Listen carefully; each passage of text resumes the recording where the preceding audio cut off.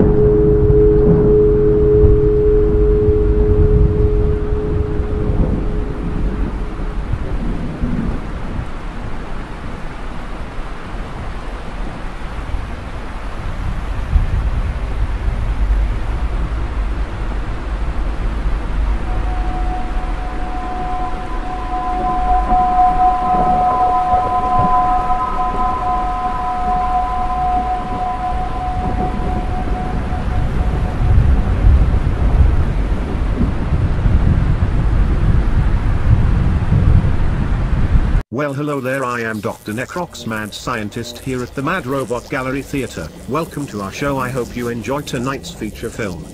Now the master awaits you, please join him in the main hall. Ta-ta for now.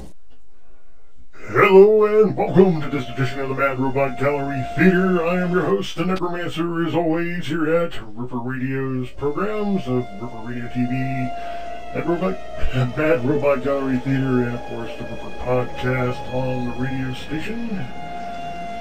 Tonight we feature Cry of the Werewolf, a Columbia picture from 1944, starring Nina Foch, one of the very first female werewolf characters that were put on film. Also, we'll have our Radar Man on the Moon serial short, and of course my favorite part of every Mad Robot Gallery Theater, we have our horror rock videos featuring Demon Boy and a few other bands. So without further ado, let's go ahead and get into some info on tonight's feature film with our movie historian. Take it away, Cy, with our info on Cry of the Werewolf. And we'll get started on tonight's film right after. Cry of the Werewolf, also known as Daughter of the Werewolf, is a 1944 film starring Nina Foch, based on a story by Griffin J. and directed by Henry Levin. A Romani princess descended from Marie Latour has the ability to change into a wolf at will, just like her late mother. When she learns that Marie Latour's tumor has been discovered, she decides to use her talent to kill everyone who knows the location, because it is a sacred secret that only her people are allowed to know. This is often cited as the first film to have a female werewolf in it, but an early short silent called The Werewolf, the first werewolf film ever made, used that plot device in 1913. The 1913 film is now lost. Well, there you have it. Let's get the show rolling with our serial short Radar Men from the Moon, and the first reel of our feature film, Cry of the Werewolf, starring Nina Foch.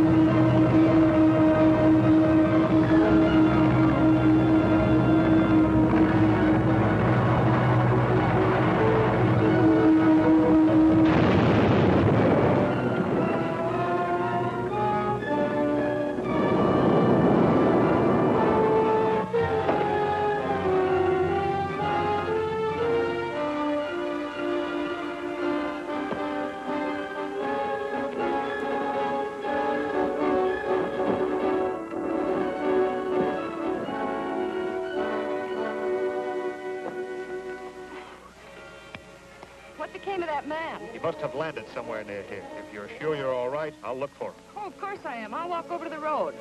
Okay.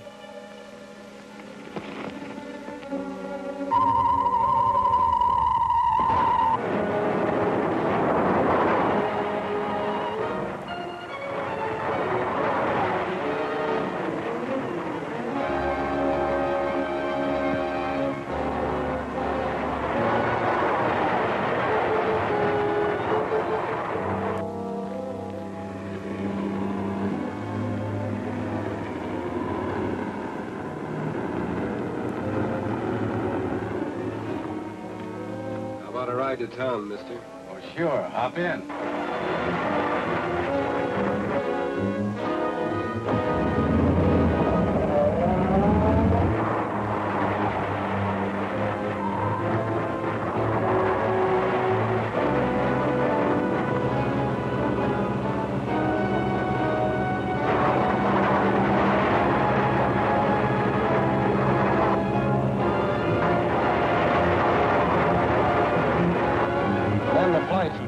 Step on it.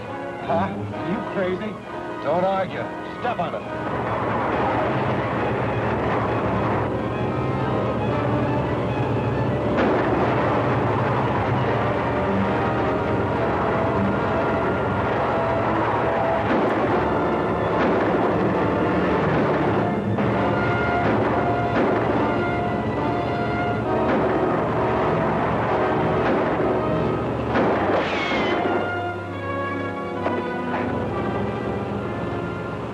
That stopped him. We'll keep going.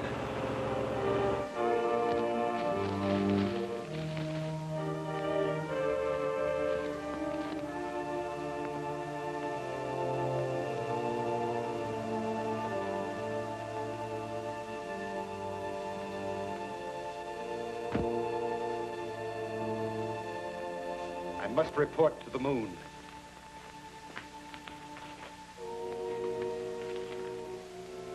Rob, calling Reddick.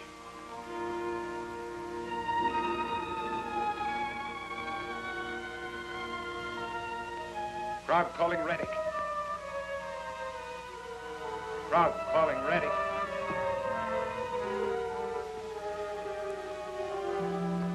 Come in, Krog. I have to report another failure, Your Excellency. We were unable to capture Commando Cody and hold him for ransom. You still have no funds. No, sir. And until we can get a ray gun into action again, we are unable to continue our campaign against Earth's defenses. Listen carefully, Krog. I cannot have my preparations for invading the Earth delayed by such a minor detail as obtaining a small amount of money. If the men you now have cannot accomplish this simple mission, then hire someone who can produce results. This is an order. I understand, Your Excellency.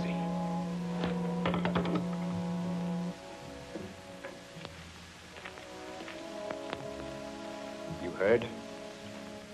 It's up to you to decide whether you can still be useful to us or... We'll figure something out. Remember that payroll job Duke was trying to get you in on? Maybe he'll still go through with it. Well? It's risky, but it might work. It's the Western Wholesale Supply Company. They keep their payroll in the office safe every Friday night. There's a man in the office who knows the combination.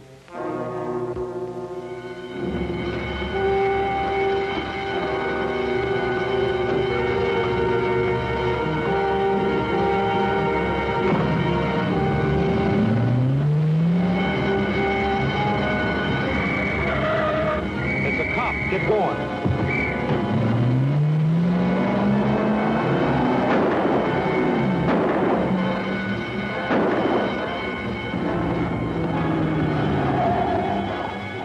Men in a black sedan. They took the turn to the right.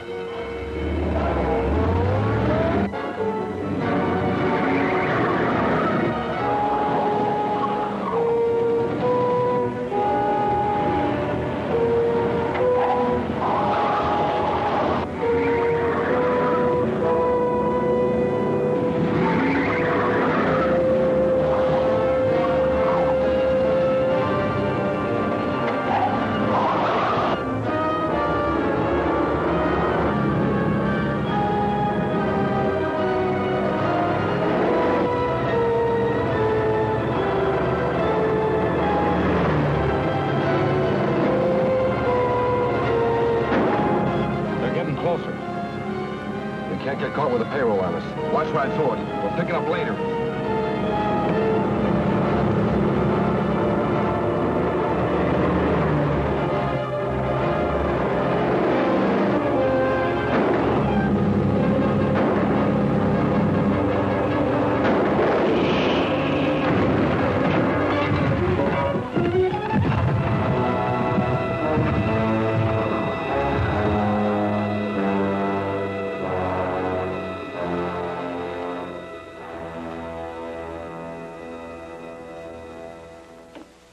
We finally got a break. They called me down to the jail hospital to see if I could identify a prisoner. And he turned out to be one of those two who've been making all the trouble for us. Well, how did they catch him? Well, he and another man staged a payroll robbery. The police went after them and the car crashed. The other man was killed, but our pal was only banged up a little. What did you find out about him? His name's Graber. He's an ex-convict out on parole from a bank robbery sentence. Well, what about his connection with the invaders from the moon? I haven't had a chance to find out yet. There were too many people around the jail hospital, so Henderson asked me not to question him there. We might be overheard. But aren't they going to try to find out something? Yes. They're going to move him under guard to a private sanitarium where we can question him without any danger of the story leaking out and throwing the whole country into a panic. When'll that be? Probably this afternoon. Henderson is going to let me know as soon as they make arrangements for having him transferred. I'd like you to go with me, Ted. Sure. I got some news about Graber. A friend of mine's a trustee in the jail hospital, and he tipped me off they're moving Graber out in an ambulance this afternoon. Is there anything we can do about it? Yeah, I got it all figured out. Now, my friend told me which road the ambulance is taking, and I'll...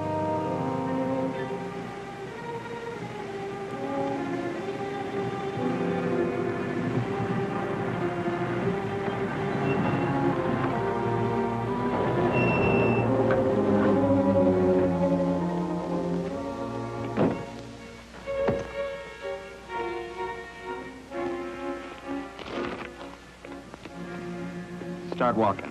Cross country. Go on!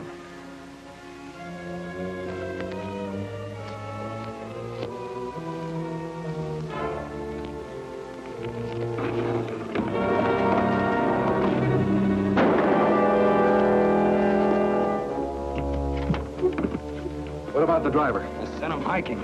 You should have slugged him. As soon as he gets to a pony, he'll have the cops on our trail. It's okay. There's a car parked a few miles up the road to pick you up. Okay, let's go.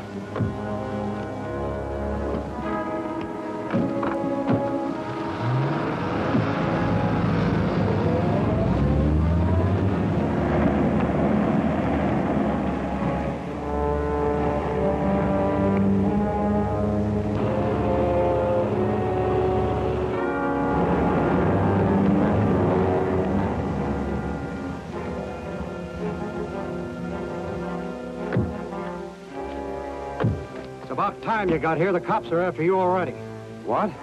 Yeah, it's coming over the radio right now. Calling all cars, calling all cars.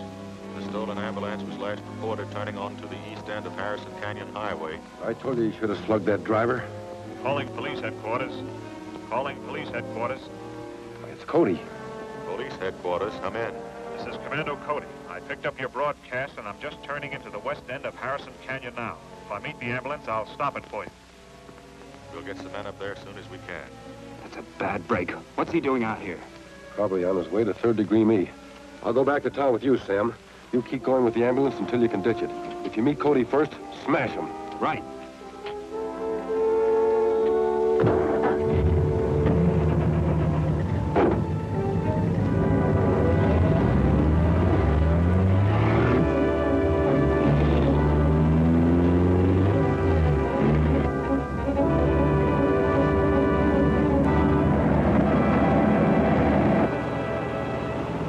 We'll meet them on the road. We've got a good chance to.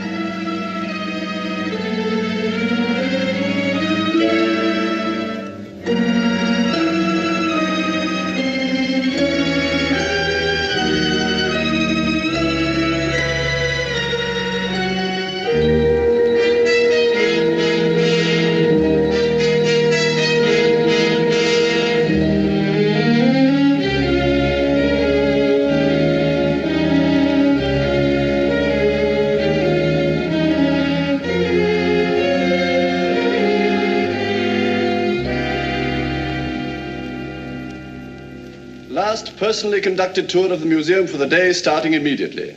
The finest collection of occult and supernatural manifestations ever gathered beneath one roof. Lectures on werewolfism, vampirism, and voodooism. Hear for yourselves the amazing story of the long-lost Marie Latour. Dr. Charles Morris, the renowned director of this museum, has devoted his life to gathering this authentic material. Now, if you will kindly follow me, ladies and gentlemen, please keep as close together as possible. There's much to be seen, more to be heard, and plenty to imagine. Everyone is familiar with the legend of vampirism, how the victim exists on after death, seeking out some new victim each night, insatiable for the blood of mortals. This room is modeled upon an ancient description of some vampire's nest. In such a place as this, the infamous victims rested during the daylight hours, rising at dusk to seek out some new victim to appease their craving for human blood. The skeleton in the coffin here illustrates the prescribed method of doing away with a vampire. A wooden stake is driven through the vampire's heart while the creature sleeps in some dank cabin during the daylight hours. We will now proceed to the voodoo room.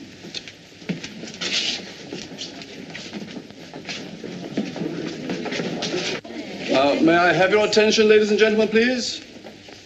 As you will notice, this room is reserved for the mysteries of the voodoo. These are all actual photographs, enlarged to show some of the mysterious practices of this strange cult.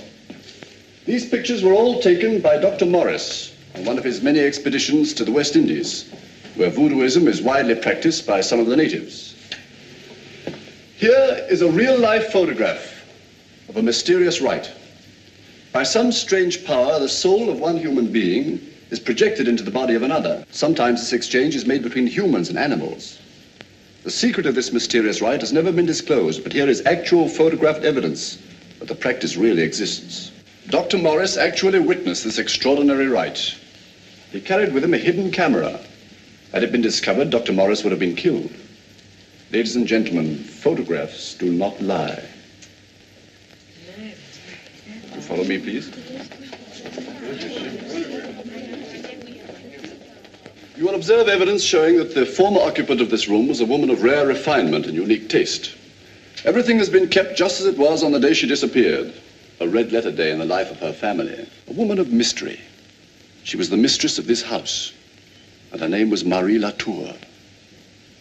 And she was a werewolf. The tradition of werewolves and vampires dates back almost to the world's earliest recorded history. Of the two, the werewolf is perhaps the most horrible because the instinct for evil is so strong that they willingly and cunningly assume the shape of a beast in order to kill. It was during these times that farmers complained of seeing a wolf with flashing eyes that killed their cattle and sheep. Every effort was made to track the creature down, but it was George Latour who learned the truth at last. He discovered the muddy footprints of an animal leading to his house. He followed them to his wife's room.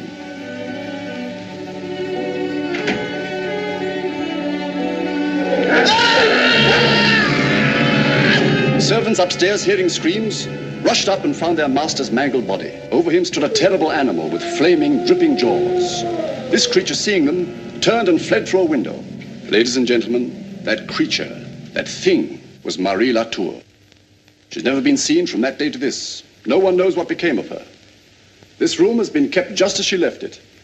The clock on the mantel there has never struck the hour since. The hands are stopped on the exact moment she struck her husband down. Well, you've heard her story, seen her effects. Now here is her picture. Ladies and gentlemen, Marie Latour.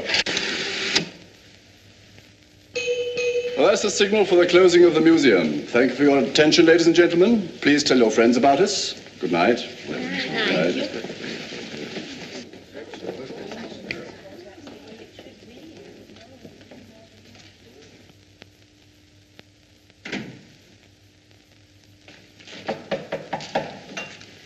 Good evening, Jan.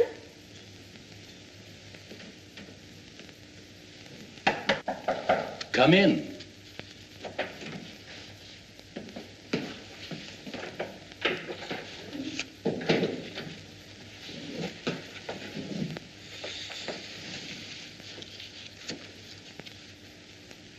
Well, what is it, Jan? I wanted to ask you if I might leave early tonight, Dr. Morris. Peter said he would lock up for me. Oh, that'll be all right, Jan. I expect to be working late tonight myself. Thank you, sir.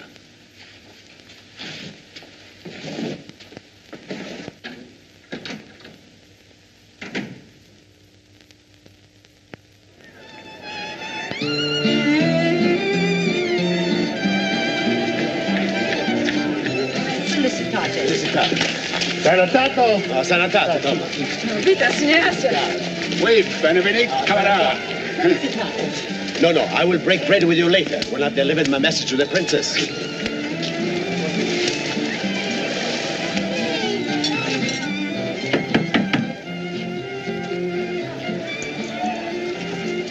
So, Comrade Spavero, you have come at last. We were expecting you. Greetings, old one. I came as soon as I could. I have news for the princess. Enter. Here's Jan Spavero, Princess. He says he has news. Tell me your news. Is it good or bad? The news is not good, my princess. And out with it, dawdler. Bad news does not improve with keeping. The secret of your mother's grave is known. Dr. Morris at the museum has found it. What? He has When does this happen? Only last week, my princess. No one but he knows it, as yet. He's preparing a manuscript, a book, the life story of... You needn't say any more. The life story of the Latours will never be told by an unbeliever. To that I give oath. Dr. Morris's manuscript will never be published. Yes, my child. Your future is written. Your path is plain. You will follow it. The last personally conducted tour of the museum for the day, starting immediately.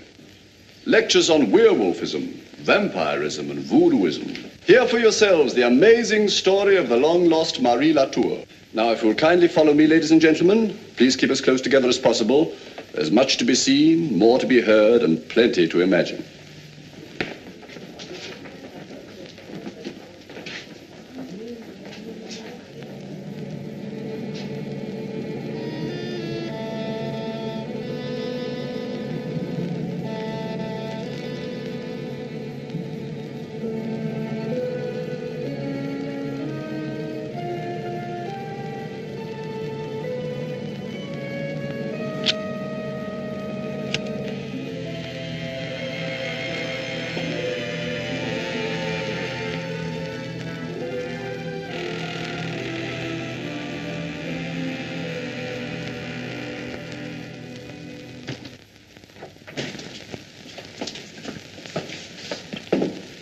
You going to meet Bob, Miss Elsa? Yes, his plane is due in half an hour. Well, I'll certainly be glad to see him. We all will.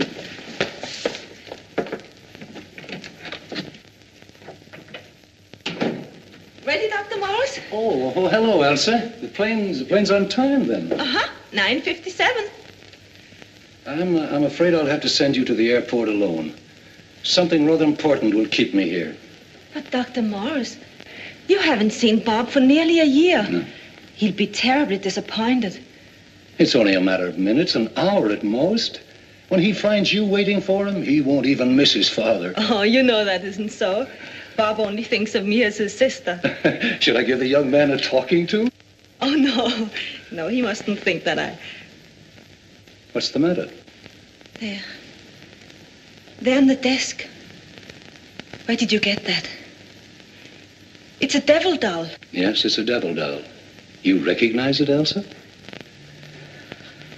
It isn't like the ones we have in the voodoo room. This one is from the old country, I should judge. Yes, I know. I saw one like that in my village when I was a little girl. It was always a warning. A warning of death. Yes, I know. I found it here when I got back from dinner. But it's nothing to be upset about. Obviously, it was left here as a joke or perhaps a contribution to the museum. Dr. Morris, is someone threatening your life? I hardly think so, but I'm not quite sure yet. I'm on the verge of a most interesting discovery. A discovery to answer a lot of unanswered questions. It may even have something to do with this, but I hardly think so. Anyway, I'll know for certain tonight. Whom are you phoning? The police. No, Elsa, this is a matter for science, not for the police. But, Dr. Morris, if someone is threatening your life... For 30 years, I've built towards something like this, and I'm just selfish enough to want all the credit for the discovery, if it is a discovery, for myself. Well, all right.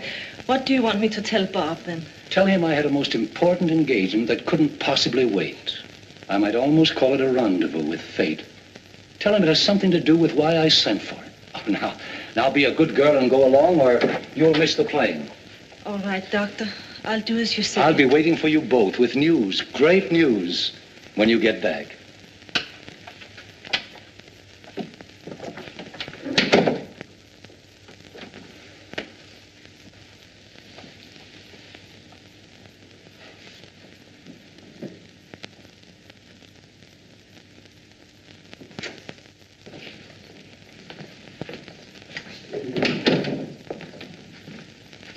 Good evening, Doctor. Oh, you still here, Peter? I thought you'd gone. I couldn't go till I'd fed Minnie, sir. She's been acting up, hiding on me. I couldn't find her. I guess she's getting scared of her own shadow. Maybe she listens to your lectures. You know, sometimes I begin to believe some of that stuff myself. A lot of it's true. Good night, Peter. Don't forget to lock the front door. I won't, sir. Good night.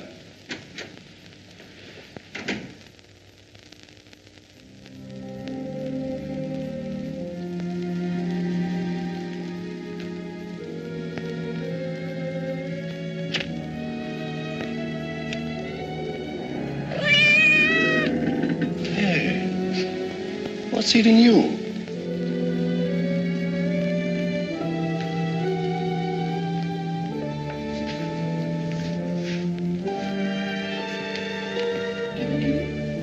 Kitty, kitty, kitty.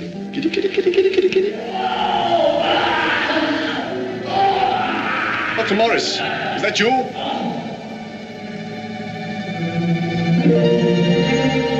Dr. Morris, where are you? Dr. Morris.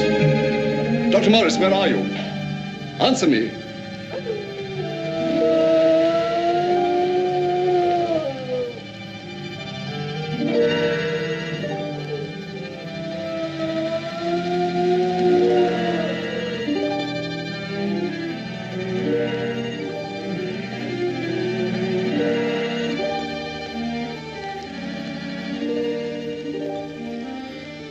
Dr. Morris. Dr. Morris, where are you?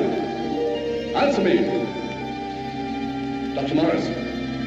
Dr. Morris, where are you? Answer me.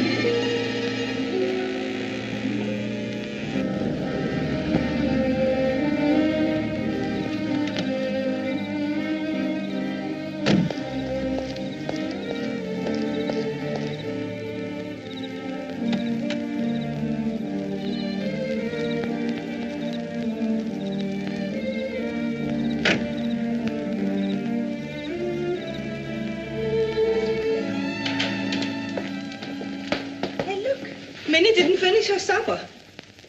Hey, Dad, I'm back.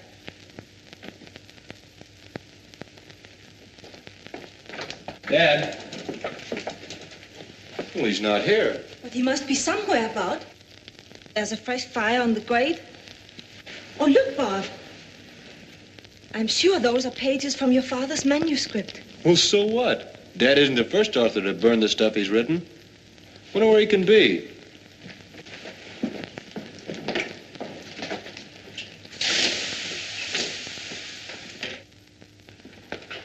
I'll stake me record on it. No one has left this house unless he went out the back way. But Elsa said he spoke of having a very important engagement. From the way he talked, the appointment was here in the museum. Yes, and the doctor would never go out the back way. Besides, what's become of Peter? He's not here either. You think I should turn in the alarm? No, let's give the building a thorough going over first. I feel pretty silly if you were here all the time. Shh. I think I hear something. Sounds like it's in there.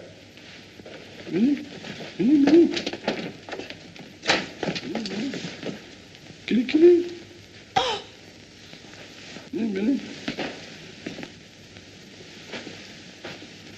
Kitty, kitty. Minnie, Minnie, Minnie. Peter.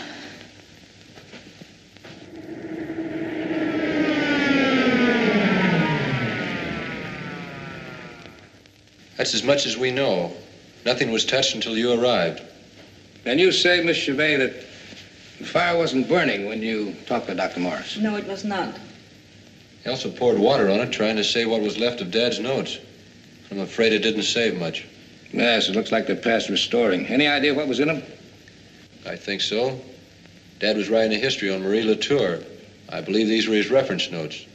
A week ago, he wired me, asking me to come home.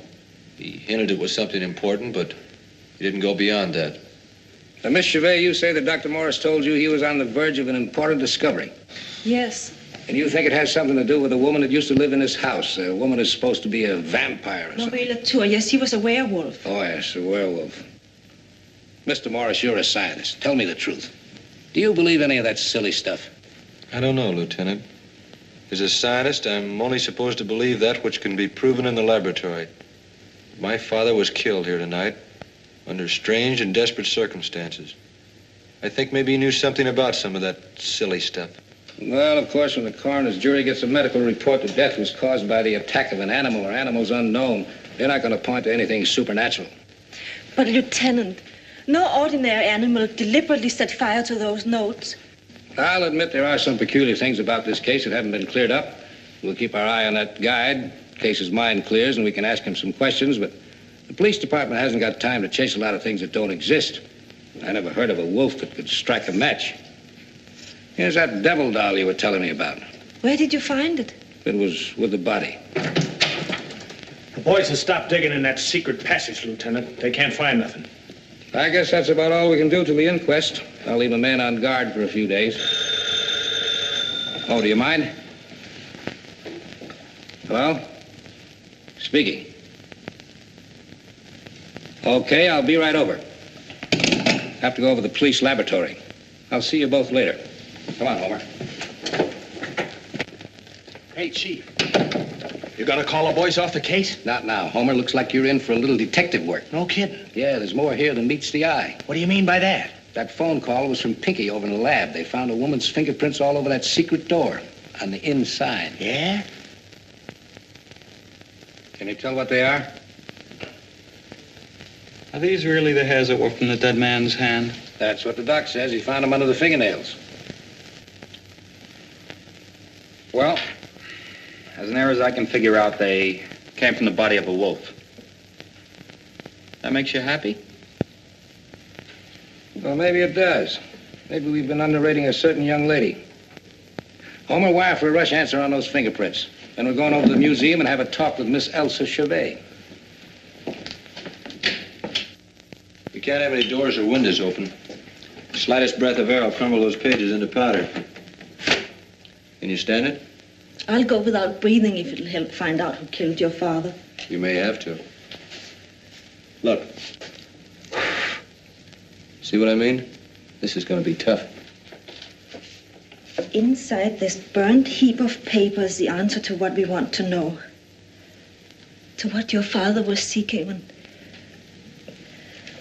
Oh, Bob, it frightens me to think of what we might find out. We'll cross that little bridge when we come to it. Right now, I'm only interested in getting this whole machine together.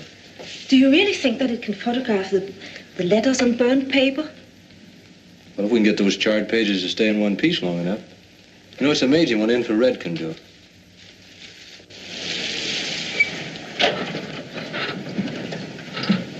Well, I make sure she's here. I'll give you the high sign from the porch. Hey, Chief, give me that again. I'm supposed to go to her apartment and pick out something with her fingerprints on it. Yeah, her passport. The girl was born in Europe, so she's got to have a passport. The fingerprints are on it. I get it. She was born in Europe.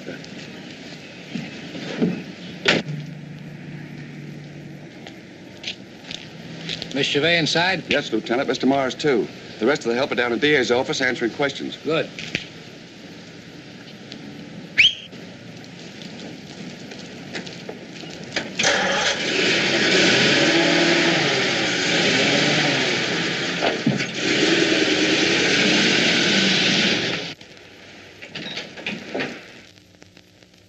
Hey, I wish you'd knock before you come barging into a laboratory that way. When you opened that door, you scattered a full page of Dad's notes into a million pieces. Oh, I'm sorry. I didn't realize you were working on something. I just dropped by to tell you I got a new lead.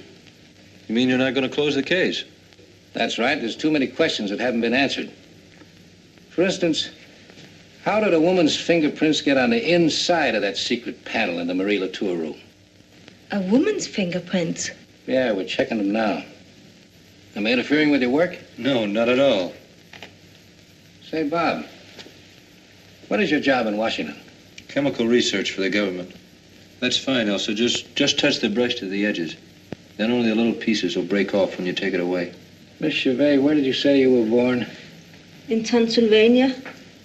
A little village in the mountains named Ongvar. And did they have werewolves in Transylvania? Well, there were many legends about werewolves. I never actually saw any, although there were people in my village who claimed they had seen them. Where did you meet Dr. Morris? He came to our village to investigate the background of Marie Latour. My father was magistrate there. He asked Dr. Morris to bring me to America. He said there would be a lot of trouble in Europe. How long ago was that? 7 years ago.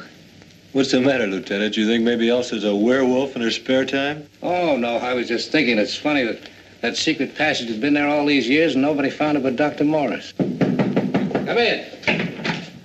Want another telephone, Lieutenant? I'll let you know when I find out about those fingerprints. Yeah? All right, Homer, just so you got it.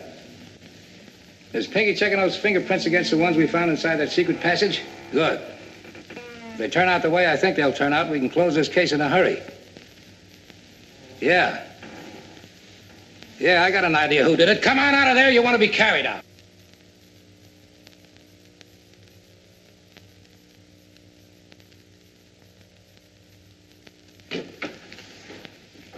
Now, give it to me fast. What were you doing snooping around in that closet? I work here. I'm Jan Spadera, the janitor. Oh, yeah, I remember you. That's not the broom closet, Jan. What were you doing in there? Since what happened to Dr. Morris, I'm afraid. I heard the policeman come to answer the telephone, and I hid. That's a good way to attract suspicion. You been to the DA's office yet? All morning I answer questions. Then I come here to do my work.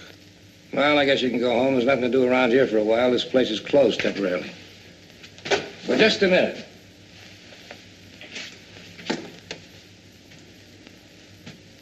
Do you believe in werewolves? Well, there are legends, superstitions in my country. Transylvania? Yes. How did you know? Oh, it's my business to know. Go ahead.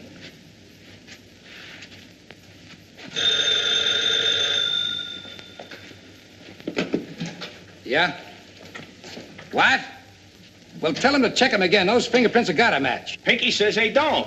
You can't pin it on the Chauvet girl if the fingerprints don't jive. But she's the only woman that knew about that inside passage. Yeah, you don't have to tell me. We're right back where we were before. All right, I'll come over. You must be wrong, Pinky. You gotta be wrong. That girl is the only legend. No, Lieutenant, but all I can tell you is what the fingerprints show. They don't belong to the Chauvet woman. Well, let's have another look. Homer, pull down that shade. Yes, sir. All right. You can see for yourself. Prints don't jive.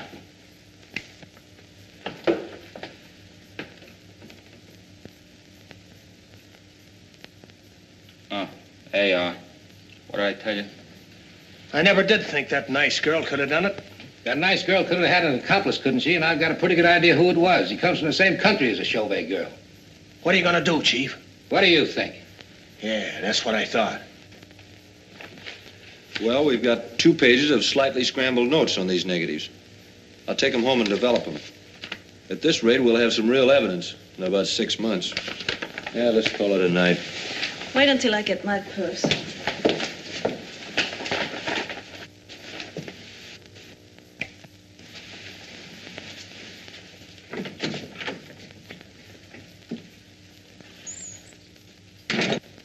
You don't think I'm silly in believing that there's something supernatural about your father's death, do you, Bob? I wouldn't be trying to restore Dad's notes if I did. So far, it's the only explanation that makes sense. Yes. If all this had happened in my home village, the people there, they would be sure of it. And I'm as convinced that your father made some startling discovery regarding Marie Latour as I am that we're here together now. Elsa, I've been meaning to ask you, do you want to stay on at the museum? Oh, I hadn't thought that far ahead. Do you know that you just called me Elsa? Did I? Uh-huh. What happened to Sis? I had to check her off of the list. She grew up and became a very pretty girl named Elsa Chauvet. Oh, and what have you done about Elsa? I gave her 2 weeks to make up her mind. To do what? To come back to Washington with me as Mrs. Robert Morris. Oh, Elsa doesn't need 2 weeks. Her mind is made up right now. You mean you'll go with me? Anywhere in the world, darling. That's all I wanted to know. What am I waiting for?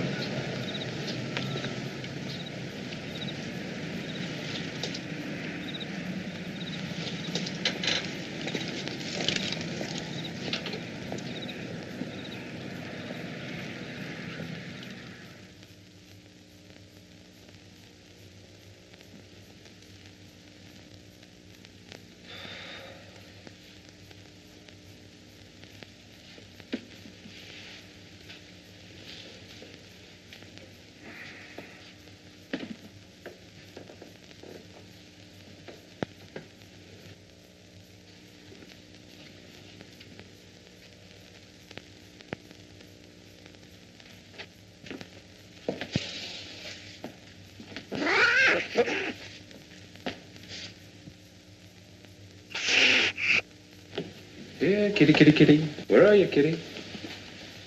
Here, kitty, kitty, kitty, kitty. Here, kitty, kitty, kitty.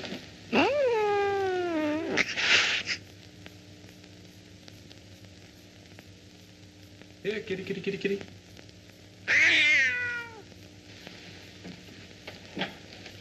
Kitty, kitty, kitty. Here, kitty, kitty, kitty, kitty. There you are. So you got shut in, huh? Come on. Come on.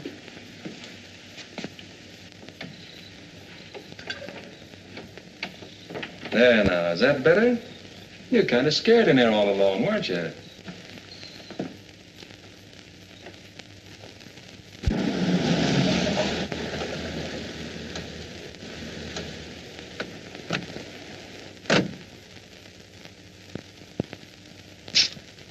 Okay.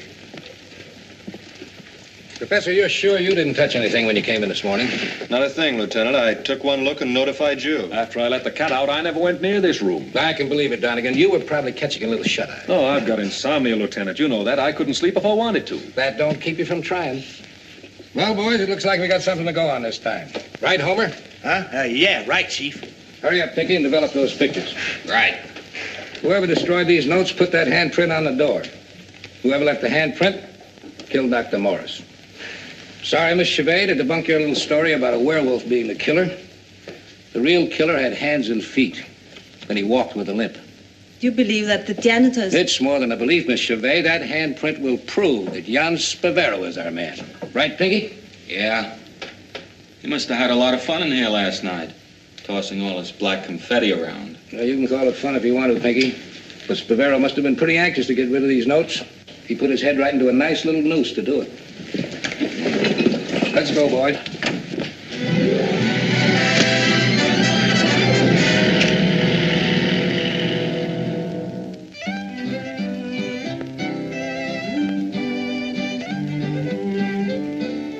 They will not find me.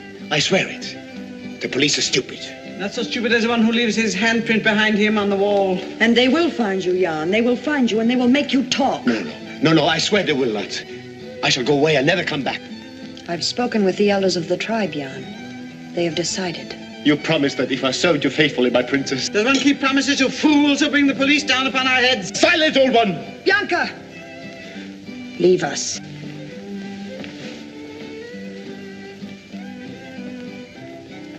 This much I will promise you, Jan. You will lie with your ancestors in the ground selected by my mother.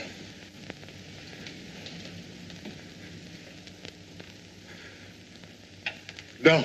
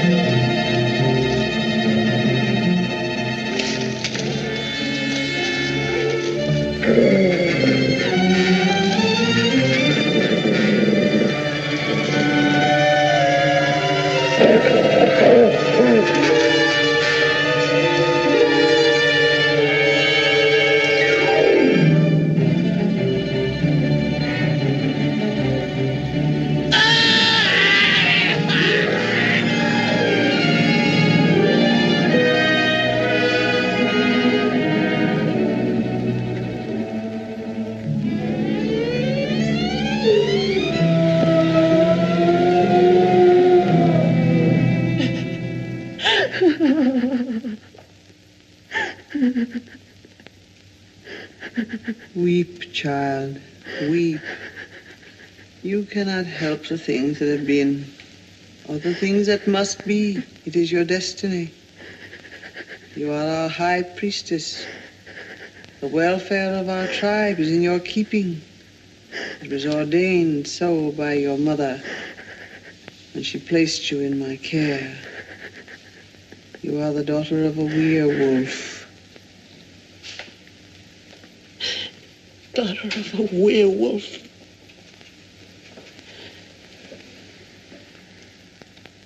I am the daughter of a werewolf.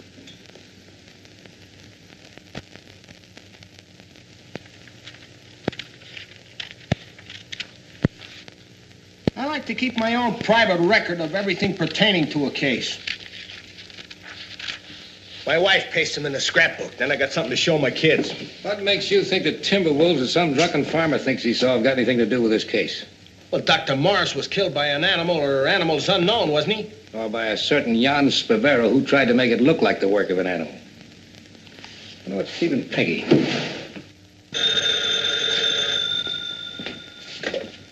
Yeah? Speaking. You did? Where? I'll be right over. Come on. They've located Spavero. Oh, boy, have I got some questions to ask him. I forgot to tell you, he's over at the morgue, ripped to death by a wolf.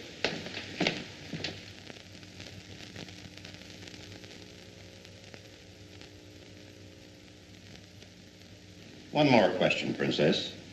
Did you have any knowledge that this man Spavero was wanted by the police when he came to you begging the hospitality of your tribe? As has been told you, Jan Spavero was not a member of our tribe. His identity was discovered a day after he'd been with us. When he was told that he must go, he protested his innocence, but he left. The next we knew of him was when he was found dead. That'll be all, Princess. You were excused. Thank you. One moment, please, Princess. Mr. Morris wishes to ask you a few questions for general information. I have here, Princess, certain notes that my father had made in preparing a book. They're rather fragmentary, but you may be able to help me piece them together for whatever bearing they might have on the case. The notes refer to a certain tribe of gypsies called the Troiga. Have you ever heard of such a tribe? That's the name of my tribe, Mr. Morris. Is it true that your people are bound together by tradition and belief, that they'll be together in death as well as in life? There are many things about my people which may seem strange to you. We do believe that death will bring us together and keep us together eternally. For 11 months, my people roam the roads and country lanes of this land, selling toys and trinkets. Then, at this season of the year, they gather from everywhere to meet and mingle together, to break the bread of friendship with one another, to court new sweethearts, to marry, to christen their babies, and to bury their dead. Burying your dead once a year. Is that one of the superstitions of your people? What you call superstition, we call religion. I see. I wonder if you do. Why does your tribe always return to this particular place, Princess? It's tradition. In some countries, the body is burned. In our treasured ground, it is buried, but only on the 12th month, during the Feast of Life and Death. Has that tradition existed only since Marie Latour joined the Troiga tribe, Princess?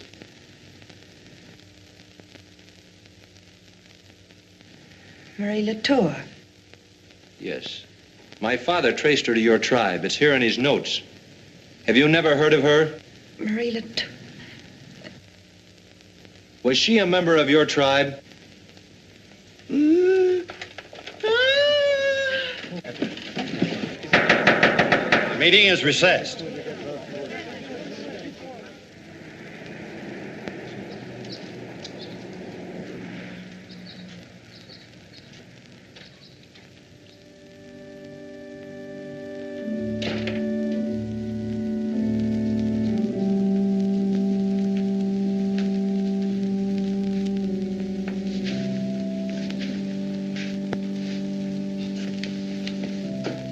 How do you do, sir? Adamson and Sons are at your service. I'd like to speak to Mr. Adamson or one of the sons. Mr. Adamson is dead. I'm the last of the sons. Is this a professional call? Well, not exactly. The name is Morris.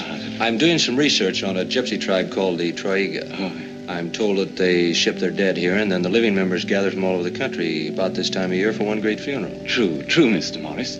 We have refrigerated vaults in the basement, and the deceased are kept there until the time for the funeral.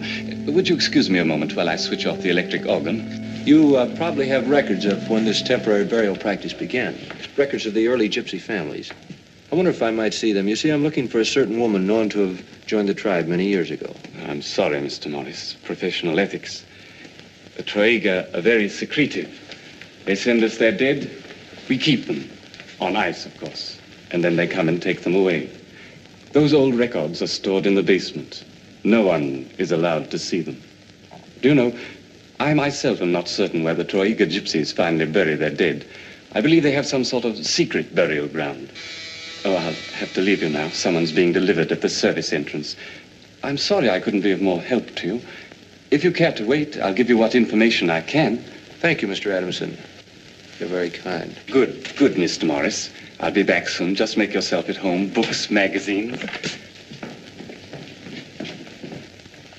What a coincidence. Some of the Troiga gypsies are here now. Speak of the devil. Felicitare, Princess. Felicitare, Mr. Adamson. Who is it this time? A dear comrade, Jan Spivero. Jan Spivero. Speaking of names, your tribe is attracting quite a bit of scientific interest. Yes, there's a young man here now asking about the history and customs of the Troiga. It seems he's doing some research. What's his name? Morris. Yes, that's it. Mr. Morris. I never forget a name. I can't remember faces, but I never forget a name. You say he's here now? Yes. Yes, he asked to see the records of the dead from your tribe. Naturally, I refused, but he's waiting. I promised to do all I could for him. Oh, that's all right. You can leave it there. I'll take care of Mr. Spivero. Please, Mr. Adamson, not so loud. What's that? Oh, nothing. There's nobody here but myself. Mr. Morris is in the reception room. I should like very much to meet Mr. Morris. Fine. He's quite an interesting character. Talks a lot. We'll have to go up front anyway to sign the papers. I know Mr. Morris will be delighted. Such an earnest young man. So eager.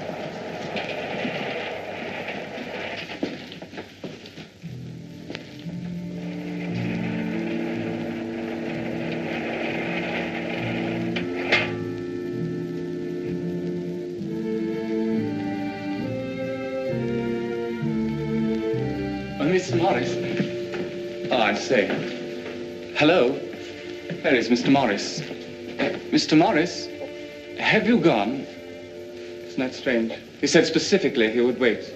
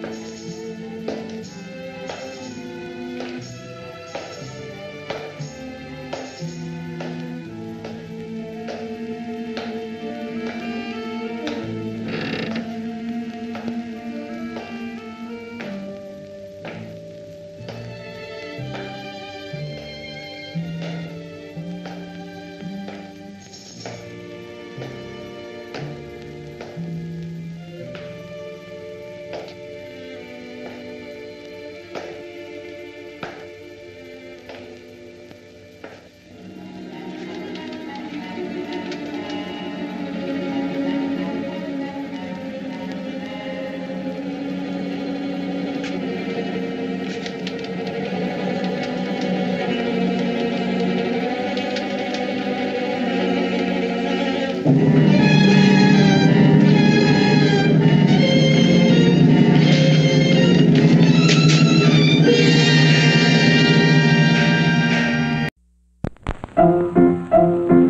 all go to the lobby. Let's all go to the lobby. Let's all go to the lobby to get ourselves a treat. Delicious things to eat. The popcorn can't be beat. The sparkling drinks are just dandy. The chocolate bars and the candy. So let's all go to the lobby to get ourselves a treat. Let's all go to the lobby to get ourselves a treat. All right, we've come to my favorite part of every Mad Robot Gallery Theater. It's time for our horror rock videos. And I'd like to give a shout out to Demon Boy for sensing the number one spot for our top 10 band countdown for the month of January. We have a special header on our Facebook fan page. We go over to our Facebook page, you'll see the cool little header we came up with advertising the Demon Boy Band. Make sure you check out their website at demonboyband.com for more information on them. And without further ado, we're going to get this thing started, of course, with Demon Boy and their video for the song Fly on the Wall. And that'll start off our first block of music videos for this episode of Mad Robot Gallery Theater.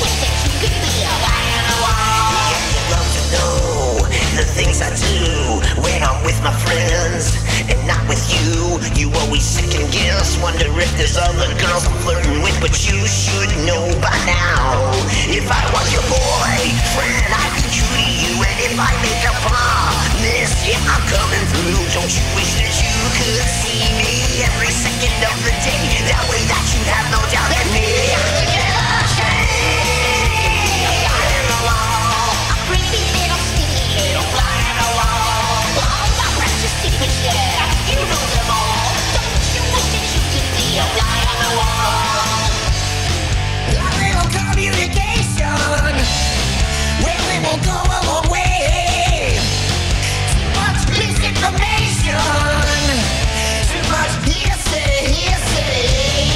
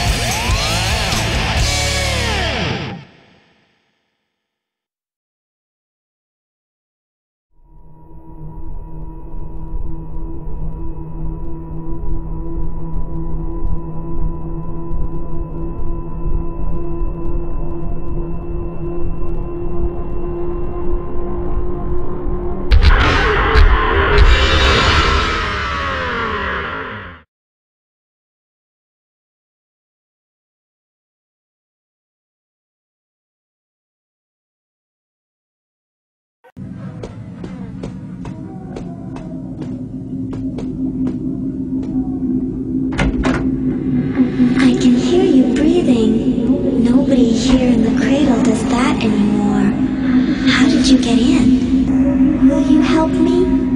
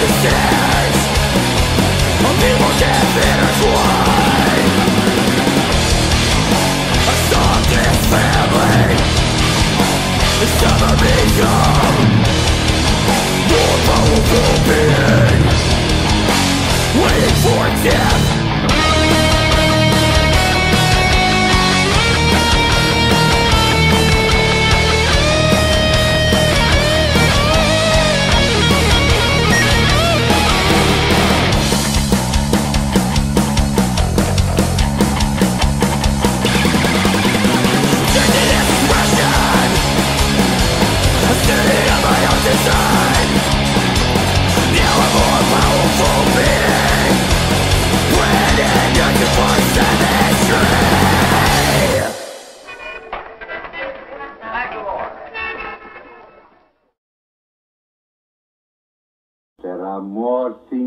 heaven and earth than are dreamt of in your philosophy.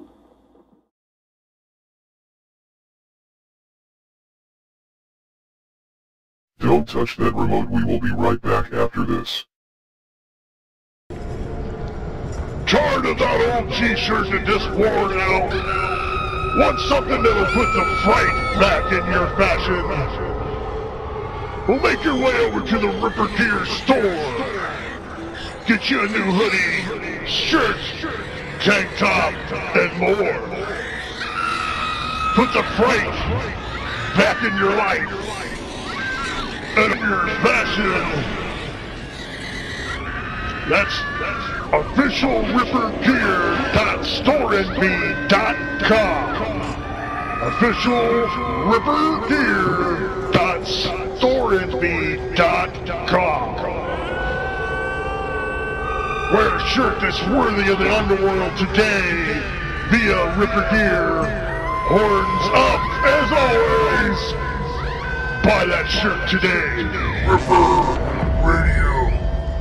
Hey, want to listen to Ripper Radio on the go? Well then, download the Ripper Radio mobile app today. Available on the Google Play Store. Just search for Ripper Radio in the app search and bang your head to Ripper Radio wherever you go. And coming soon to the Apple App Store for you iPhone users as well. So what are you waiting for? Get your Ripper Radio mobile app today, and as always, horns up, rock on and bang your head to Ripper Radio. Horns up, rock on, and bang your head to Ripper Radio.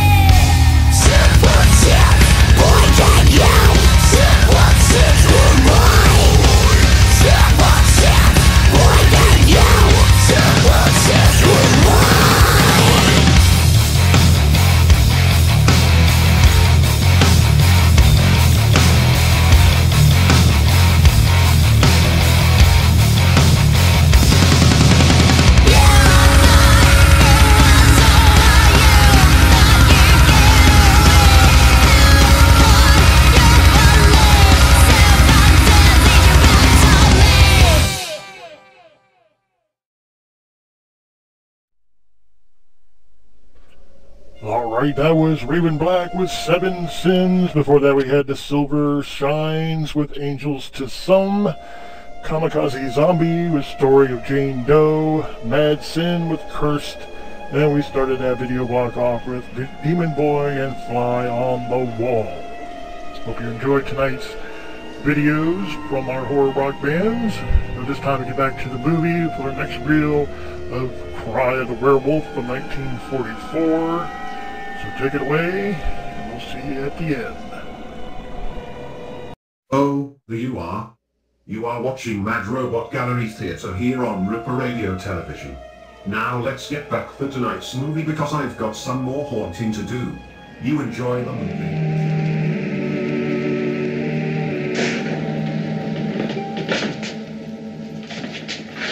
Oh, there you are, Mr. Morris. I've been looking all over for you. Have you, Princess? Yes. I had difficulty finding you. I'm sorry, I didn't know. I've been spending some very interesting moments. Mr. Adamson tells me you're here trying to learn more about our tribe. That's right, I find your customs completely fascinating, Princess. Well, perhaps I could help you to understand them better. Perhaps. There you two are, and chatting just like old friends. My, thought you both had gone. We were just going, Mr. Adamson. If Mr. Morris will drive me back to camp, I promise to tell him many things about the customs of my tribe. You're very kind, Princess. That's much more than I expected. It isn't kindness, Mr. Morris. It's because I like you. Anyone who finds the customs of my people fascinating, I find them fascinating, too.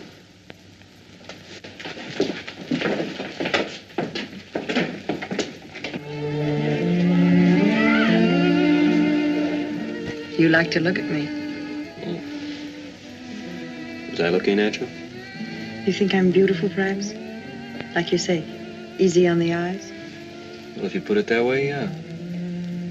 Mr. Morris, we can be friends. Okay. Please call me Celeste. Celeste. Bob? Well, that does make it a little less formal. Bob, you're a little afraid of me. No. Should I be? Woman likes to have a man a little afraid of her. Who was that pretty girl at the inquest? Elsa Chauvet. She's in love with you. I hope so. Are you in love with her? We're going to be married as soon as I go back to Washington. I wonder if she realizes how fortunate she is. Was there anything to stop you from being that fortunate? Wish I could tell you, but I can't.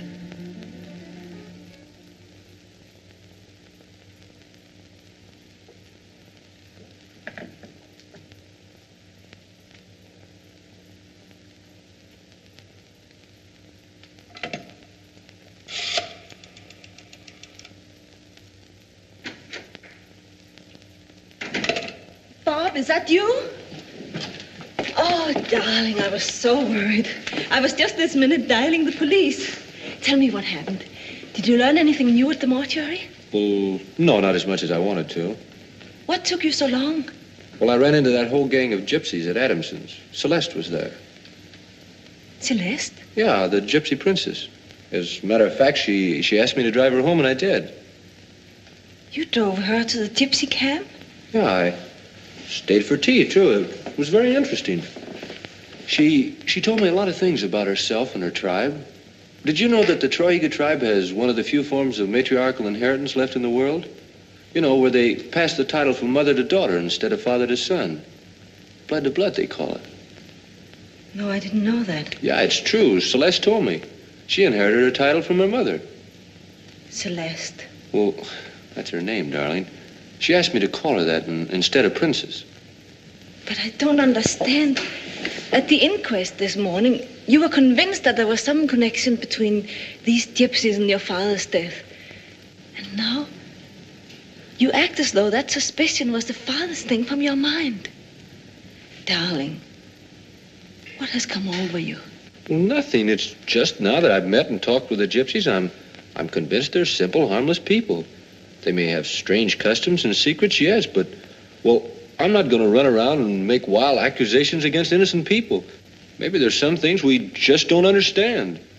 I'm as certain that that gypsy girl is evil as I am that I breathe. Oh? Deep in my heart, I know. And I'm afraid.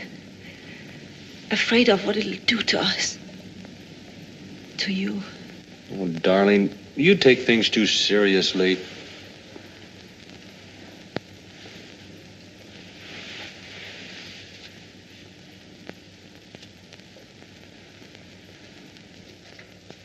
A love doll.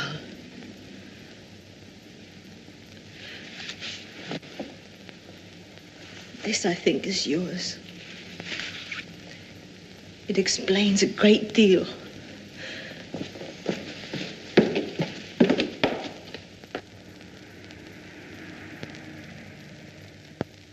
Why, you've hardly eaten a bite. I wasn't very hungry tonight, Raymond. Thank you very much. You're welcome. Good night. Good night.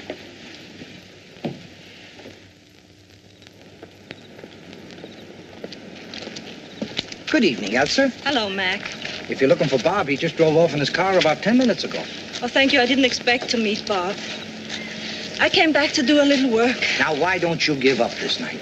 You're too nice a girl not to be out having a good time for yourself. There's plenty of time to go to work when you get as old as I am. Oh, thank you, Mac. There are some jobs that can't wait until we're older.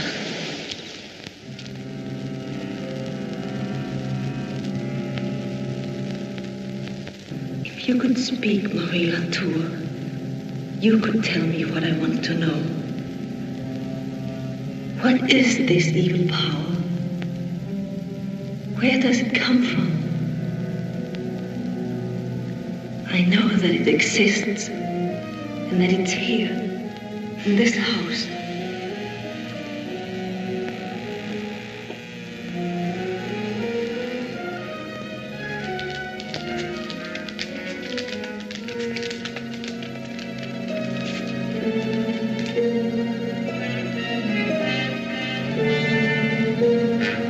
Are you admiring my mother's portrait? Your mother? Marie Latour?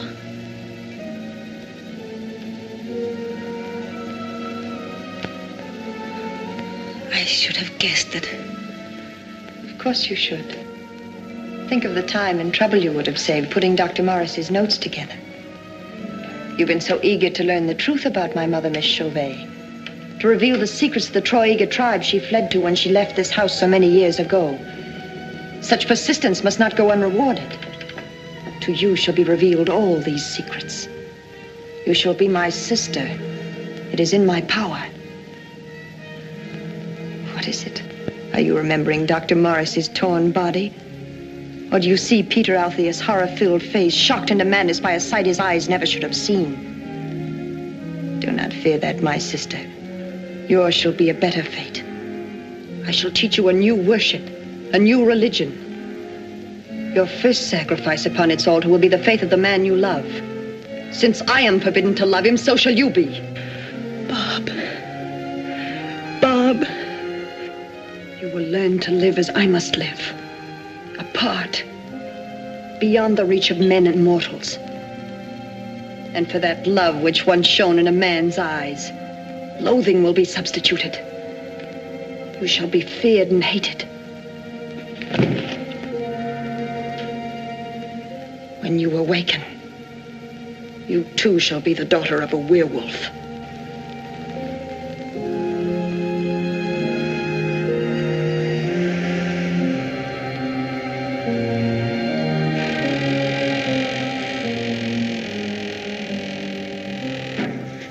Elsa. Elsa. Elsa, where are you?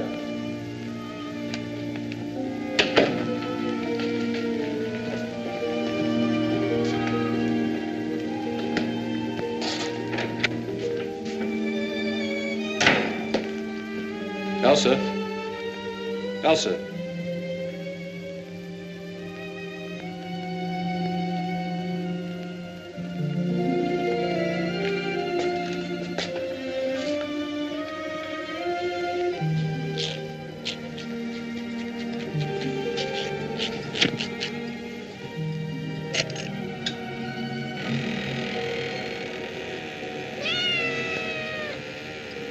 Well, fancy meeting you here. How'd you get shut up in there? Elsa? Elsa?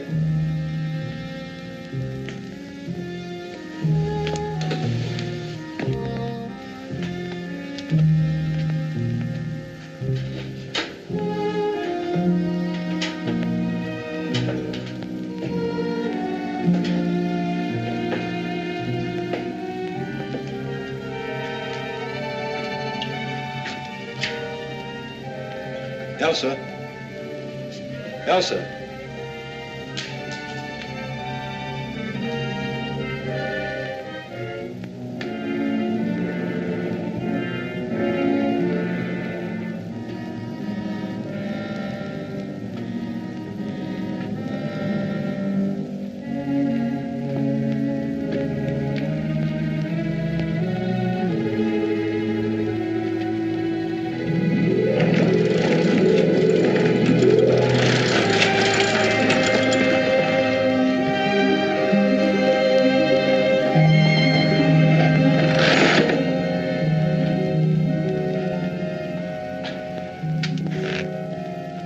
Elsa. Don't come near me. Don't touch me. What's the matter? What's happened? Are you still looking for the person who killed your father? Yes, of course, but... Stay away from me. I killed Dr. Morris. I killed him. What are you saying? I killed him. I killed him. Don't come near me. Don't touch me. I killed him. Don't touch me. I killed him. I tell you, she's been hypnotized, bewitched, down in that basement room. I'm no psychiatrist. I'm only a policeman. If she says she killed your father, I've no choice but to take her in. The rest is up to the jury. Look, Lieutenant, you're dealing with the supernatural. Oh. I tell you, that Celeste woman is a devil, a demon. Those gypsies can cast a spell on you. I know it. It happened to me. It was like being drugged. I killed him. Why, I even tried to convince Elsa that Celeste was all right, and that she and her tribe were sweet, innocent people. Well, they're not. They're devil worshippers. And they've got a secret altar right in the basement of this house. I just phoned Dr. Phillips. He said to give her a sedative and he'll be here in 15 minutes. Stay away from me. I killed him. All right, give her a couple of these. You may be right. I got men posted all over the house, and we go down and give that secret chamber a real going over. Like the professor said, whoever did this may still be in the house. Come on. Don't come near me.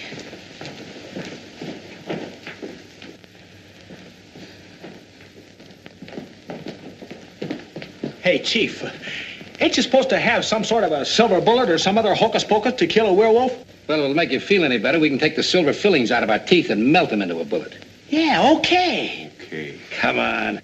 Hey, what happened? Who hit that light switch? Not me, Chief. Nobody I touched went it. Ed, go ask young Morris where the fuse box is. All right.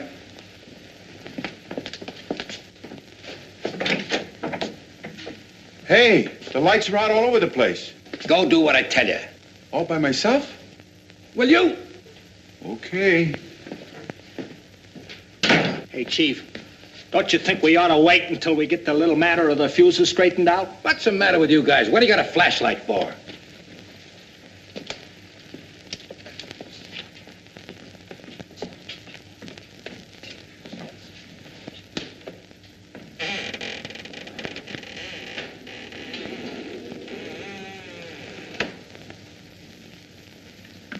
Now, this'll have to hold you till I have a look at them fuses. How's the little lady feeling? She's resting. Good. You stick with her, Professor, because if there's any zombie ghost in this place, we'll get him. Or her.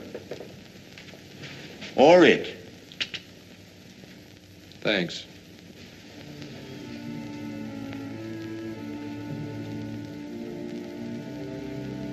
Elsa. Elsa, are you awake?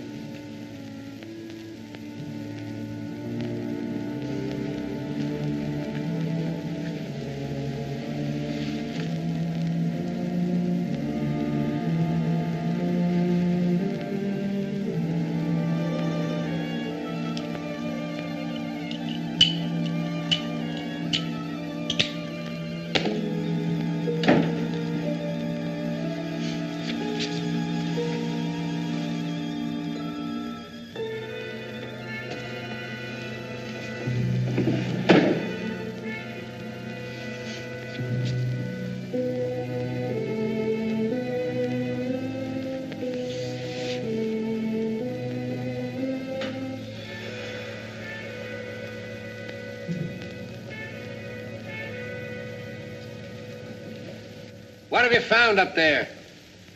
Some sort of a secret crypt, Chief. There's a grave and somebody buried up here. Is he dead? Yeah, only it ain't a he. It's a woman. Some sort of gypsy queen. Well, now that you've crept into a crypt, would you mind creeping back down here again? We're looking for a live gypsy, not a dead one. Hurry it up. Okay, Chief, okay. But now that I'm up here, don't you want me to look around a bit? Do you hear anything? Nah, not a thing. What would you hear in a grave? Look out! There she is! Cover the exits and watch all the windows.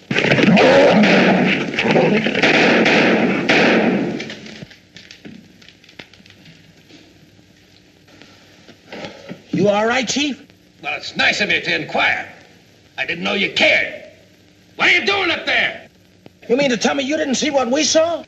How can I see anything when you raited bullets on me like I was a sleeve target? Come on down. You think the Chief will believe us when we tell him what we saw? He'll believe us all right when I show him this.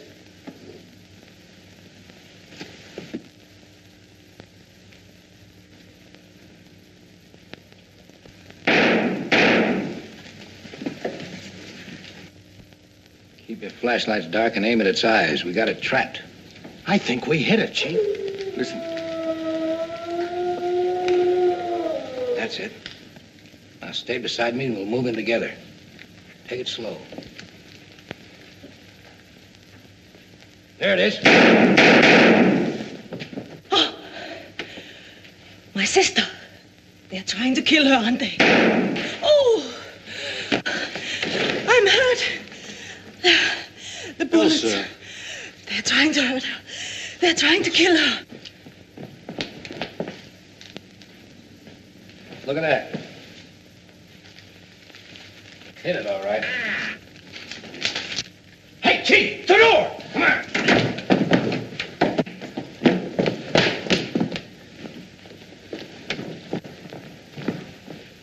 I don't think it's in here, Chief. Al, you search that room. I'll try this one. Homer, take a look upstairs. Yeah.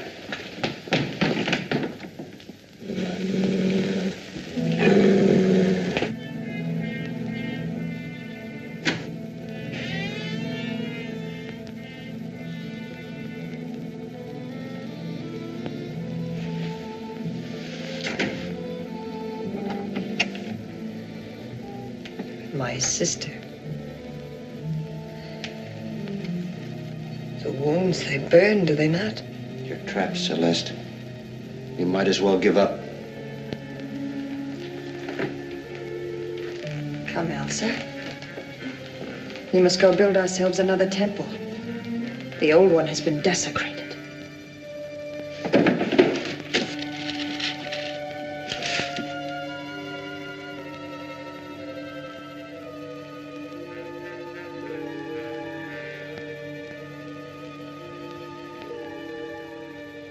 Kill him. Put that gun down, Elsa. Kill him. Do as I say. Elsa, put that gun down. Put that gun down, Elsa. This is my voice, Elsa. My voice says kill him. Don't listen to her, Elsa. Don't listen to her. Kill him. Listen to me. This is Bob talking. Put that gun down, Elsa. Kill him. Put that gun down, Elsa. Don't listen to her. Use your own will, Elsa.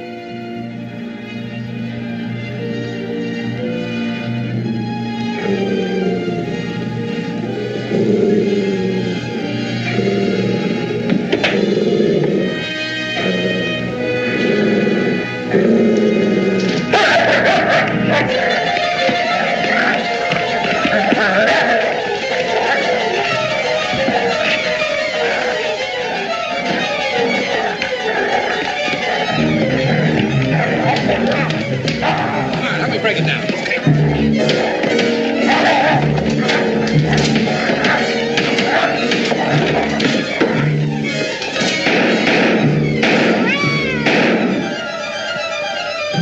All right, Professor? Yeah, I'm all right. Are you all right, darling? It's Bob. It's all right. It's all over with. Nothing can harm you now. Say, I had the darnest time finding that fuse box. Hey. What happened here? Well, Ed, I never thought I'd be giving lectures on werewolves to guys like you who won't believe it anyway because you were off somewhere fixing fuse boxes. But we're looking at a real phenomenon. An ancient legend come true, Ed, right before our eyes. That wolf used to be a beautiful gypsy girl, a princess who worshipped evil. You can tell your grandchildren about it, Ed. You can say I saw it with my own eyes.